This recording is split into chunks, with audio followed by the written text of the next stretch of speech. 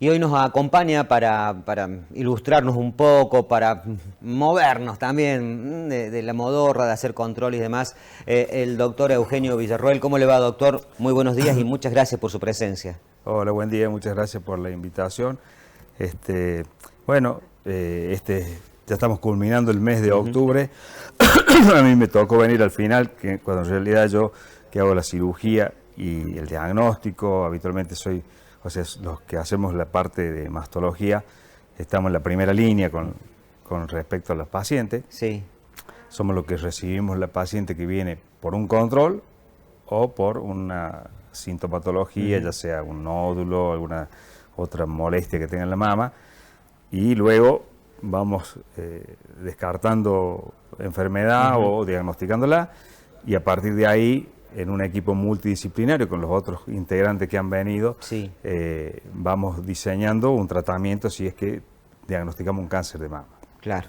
Acá es importante la parte de cómo se llega a esta primera presencia con el médico, a este control, ya sea por control o porque sintió algo la mujer. Cuando sintió, usted se siente algo en una autopalpación. Claro, nosotros recibimos pacientes de los dos tipos. O sea, la mujer que viene a hacerse su control anual, que es lo ideal, ¿no es cierto?, para que uno haga un diagnóstico de una lesión infraclínica, la llamamos, es decir, que todavía no se presentó en forma clínica, no tiene nódulo, no tiene secreción, no tiene alteración de la piel. Ese es un grupo de pacientes que generalmente son las que vemos todos los años. Y luego tenemos las pacientes que ya vienen por el síntoma, que refieren un nódulo, que refieren una alteración de la piel, un enrojecimiento, una retracción del pezón, secreción del pezón, bueno, distintos síntomas, que son los que nosotros vamos a tomar como inicio de la consulta, vamos a examinar, vamos a interrogar sobre sus antecedentes, y a partir de ahí vamos a solicitar los estudios de diagnóstico por imágenes. Primera instancia siempre la mamografía. La mamografía, sí. Y la mamografía nos puede dar ya datos muy importantes en el caso de que hubiese un cáncer de mama, ya sea por la presencia de una imagen típica, un nódulo, ¿no es cierto?, con límites irregulares, etcétera, como por la presencia de una imagen dudosa, que nosotros seguramente vamos a complementar otros estudios. Vamos a solicitar ecografía para ver, supongamos que tuviera un nódulo, que es uno de los motivos más comunes. Los nódulos pueden ser benignos, pueden ser quistes benignos, pueden ser fibroadenoma, que son benignos, o puede ser un tumor de mama. Y en ese caso la ecografía nos va a informar muchos datos sobre ello, si es líquido, si es sólido, cómo son los márgenes, para determinar la sospecha de esa imagen. Claro. Entonces, la imagenóloga, vino la doctora Piallo acá, habrá hablado un poco de esto, nos va a categorizar esa imagen de acuerdo a siglas internacionales, que es donde se establece el 1, el 2, el 3, de acuerdo a las características. Que ahí se ve si es peligroso, claro, qué evolución. De acuerdo a la categoría, cómo se clasifica, va a ser una indicación a lo que uno tiene que hacer. Claro. Supongo que fuese una categoría 1 o 2, no hay que hacer nada, control habitual. Si es una categoría 3, que son, por ejemplo, un nódulo que parece ser benigno, pero por las dudas lo vamos a controlar a los 6 meses. Y si es un nódulo que es sospechoso o alguna otra imagen muy sospechosa, ya la va a categorizar 4 o 5, de acuerdo a las características. Y nosotros a partir de ahí ya tenemos indicación de hacer una biopsia, es decir, de tomar una muestra de tejido para hacer el diagnóstico y confirmar si la lesión es maligna o si es un proceso benigno. Generalmente hoy en día no se hace ningún procedimiento de tratamiento quirúrgico sin una biopsia previa. Entonces la primera medida que nosotros tomamos ante una imagen sospechosa, un nódulo sospechoso, es hacer una biopsia. Y habitualmente hoy ya hacemos biopsias para tomar tejido, no con aguja fina, que son las agujas con las que uno hace una intramuscular, que eso podemos obtener células, que nos puede dar células que son tumorales, pero no nos permite avanzar mucho más en el diagnóstico. Ah, mira. Entonces hacemos biopsia con aguja gruesa, que se llama, que toma cilindros de 2 o 3 milímetros, bueno, hay distintas medidas. Como un sacabocado, disculpe la vulgaridad. Exactamente, una pistolita que uno introduce eso dentro de la glándula, dispara, entra, saca una tirita de tejido. Eso nos va a permitir hacer el diagnóstico histológico, es decir, nos va a decir si es un cáncer o no, nos va a clasificar algunas de las características del cáncer, qué tipo de histológico, qué grado histológico, y también desde ese mismo tejido que nosotros ya extrajimos de la muestra, podemos hacer otros estudios más por inmunohistoquímica que nos van a permitir hacer una clasificación, que es lo que se utiliza hoy actualmente, para luego poder tomar la decisión de cómo vamos a enfocar el tratamiento. Claro. Hace muchos años, el tratamiento de cáncer de mama, estamos hablando hace más de un siglo, Sí. comenzó siendo la cirugía, que era lo único que había. A fines del siglo XIX se produce el primer, digamos, presentación de una técnica, desde el punto de vista académico, reglada, todo, por el doctor Hastel en Estados Unidos, en 1898, si no me equivoco, Claro. por ahí, donde él describe una técnica que consistía en sacar la mama, el músculo pectoral mayor y menor, y dejaba una cicatriz muy grande, sin músculo, con todos los ganglios, Sí. con muchas complicaciones y muchas secuelas. Ese fue el primer, o sea, si bien la cirugía mamaria existió desde hace muchísimos años, se han encontrado papiros que muestran mira. imágenes de, uno dice mutilación porque sacaban la mama, bueno, no eran distintas cosas que se hacían como podían en aquella Claro, época. claro. ¿no es Es cierto? medio Porque- escalofriante pensarlo, Sí. pero bueno. Porque, bueno, es así, siempre sí. en todas las enfermedades se hicieron distintas Sí, cosas, ¿no es sí, cierto? sí, sí, sí. Pero ya desde el punto de vista científico, con descripciones técnicas, empezamos ahí. A partir de ahí, a mediados o a principios del siglo XX, se describieron técnicas también sacando la mama, pero menos agresivas, conservando los músculos. Luego, en la década del 70, del 80, empiezan en Francia, en Estados Unidos y en Italia a describirse técnicas conservadoras, se llama, Ajá. en donde se extrae un cuadrante de la mama, donde está el tumor, más todos los ganglios de la axila, que en eso quedaba igual que antes, digamos, cuando se hacía la mastectomía. Pero bueno, estéticamente era mucho mejor. El problema es que se vio al principio es que estas pacientes con ese tratamiento tenían más recaídas, es decir, volvían a tener la enfermedad. Claro. Entonces, bueno, se fue en las investigaciones asociando otros tratamientos, como es la radioterapia, por ejemplo, con lo cual se logró reducir esa recaída o recidiva, que le llamamos, en un hasta Que vuelva un a aparecer, 10%. que vuelva a aparecer Claro, lo que vuelva a maligno. aparecer. A un 10%, que son las cifras aceptables, ¿no es cierto?, Ajá. para un tratamiento que también lo tiene la mastectomía, es decir, cuando extirpamos toda la mama. Ah. O sea, equilibramos el resultado con la radioterapia, la cuadrantectomía más la radioterapia, a lo que es la mastectomía en cuanto a posibilidad de que vuelva a aparecer la enfermedad. Claro, claro. Y luego, bueno, también se fue avanzando en lo que es la axila, ya para los años, finales del siglo XX y primeros años de este siglo, se empezaron a hacer técnicas de conservar todos los ganglios y sacar nada más que el ganglio centinela cuando no había evidencia clínica o imagen de ganglios afectados. Y eso redujo mucho los tiempos de la cirugía, mejora la estética y mejora la funcionalidad y trae menos secuela en cuanto al drenaje linfático. Entonces es muy difícil hoy en día ver esos brazos hinchados que quedaban las mujeres cuando se le hacía una linfadenectomía completa. Claro, que se perdían todos los ganglios. Claro. O sea, hoy en día a veces tenemos que hacer Claro. esa cirugía cuando el caso lo requiere, ¿no es cierto? Cuando Bueno, se y- llega muy tarde. Claro, cuando son muy avanzados, involucran muchos ganglios, necesitamos hacer esa cirugía. Pero cuando son estadios tempranos, habitualmente ya incluso en la mama no hacemos cuadrantectomía, sino que hacemos tumorectomía con margen, es decir, sacamos el tumor con un poquito de tejido sano a la vuelta, que eso ya nos ha demostrado en muchos años de investigación que es similar a sacar el cuadrante Claro. y dejando secuelas mucho menores, a veces ni se nota, hay mujeres que uno vea, yo las cargo a las pacientes, cuando son pacientes que operé yo, por Sí. supuesto, y vienen y no les encuentro la cicatriz, y las veo bien, le digo, ¿quién lo operó? Bueno, Pero que pero para romper el realmente hielo también, hay casos que prácticamente no se nota la cirugía, ¿no es cierto? Y en estos casos hay posibilidades de recaídos, se los acompaña. El otro día hablábamos también de un tema de las hormonoterapias. Claro, bueno, la hormonoterapia es un tratamiento que también apareció a mediados del siglo pasado en aquellos tumores que tienen receptores hormonales, o sea, que las células tumorales tienen receptores de estrógeno y progesterona, sabemos que van a responder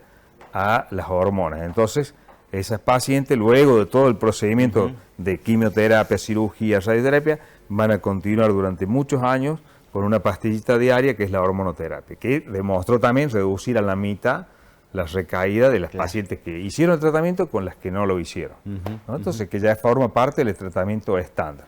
Bueno, ha hecho un recorrido histórico que la verdad también nos lleva a dimensionar, bueno, el sufrimiento de antes, valorar lo que ha crecido la medicina.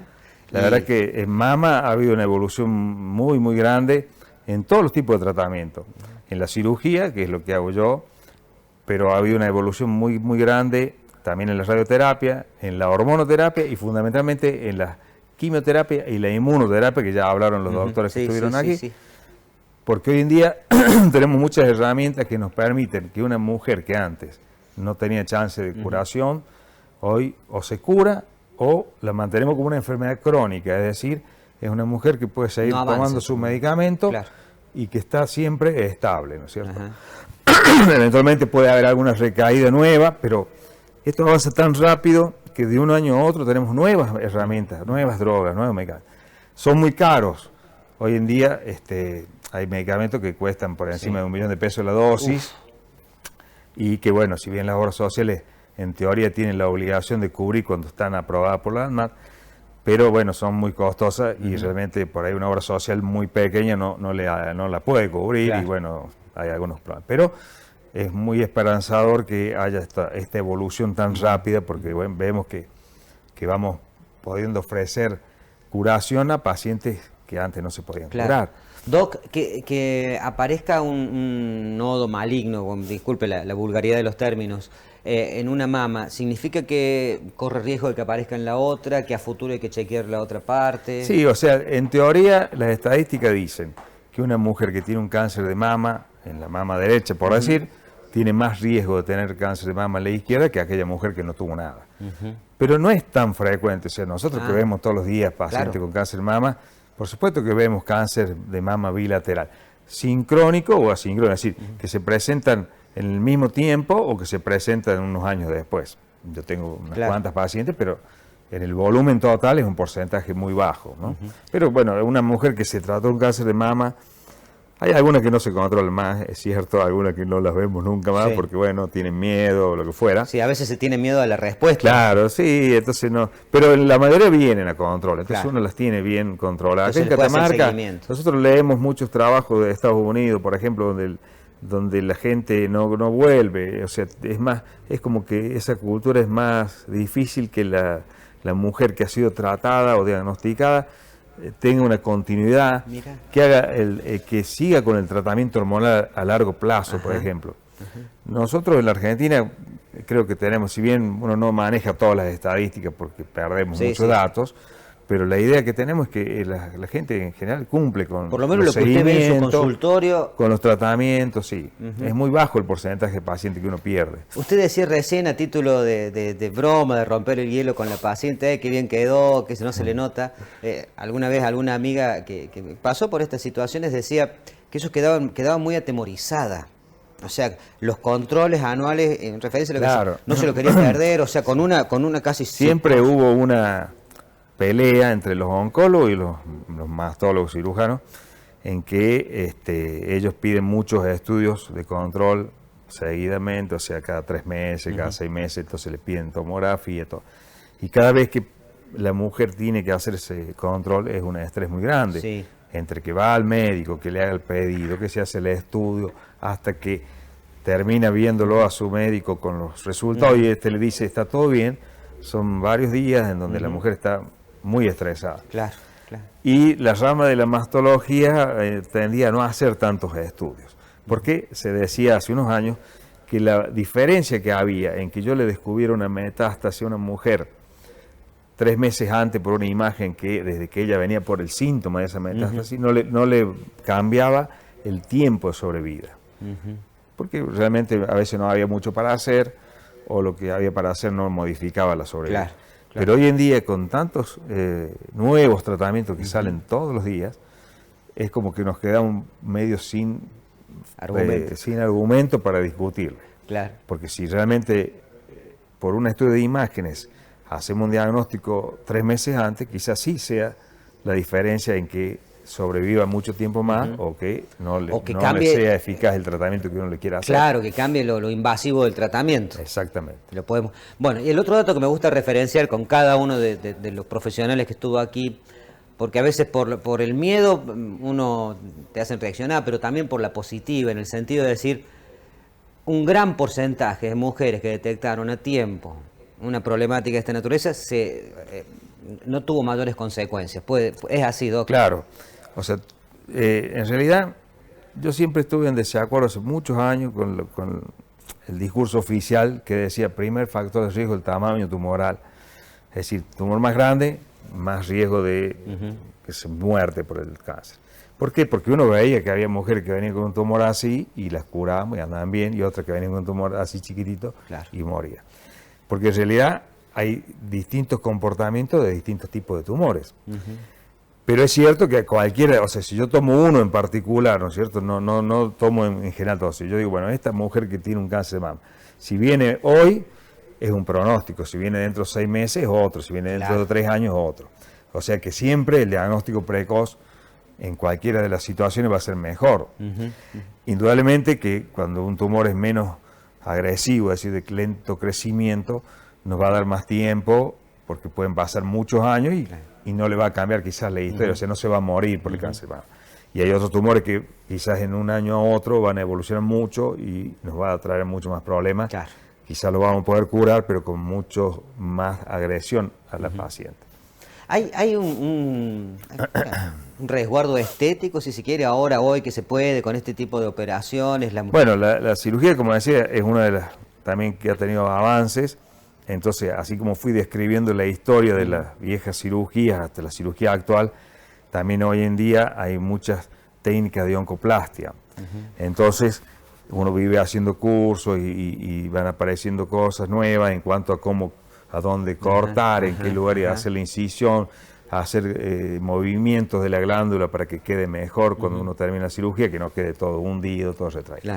No siempre se puede hacer, a veces se necesitan agregar otras técnicas de traspolar tejidos de otra área o de poner expansores que son como implantes mamarios que se inflan, después reemplazarlo por implantes. Bueno, hay un montón, una gran diversidad de técnicas y hoy en día el tratamiento es personalizado. Ya no hacemos como hace 30, 40 años, y bueno, tumor de tal tamaño en tal lugar, guanetectomía, no.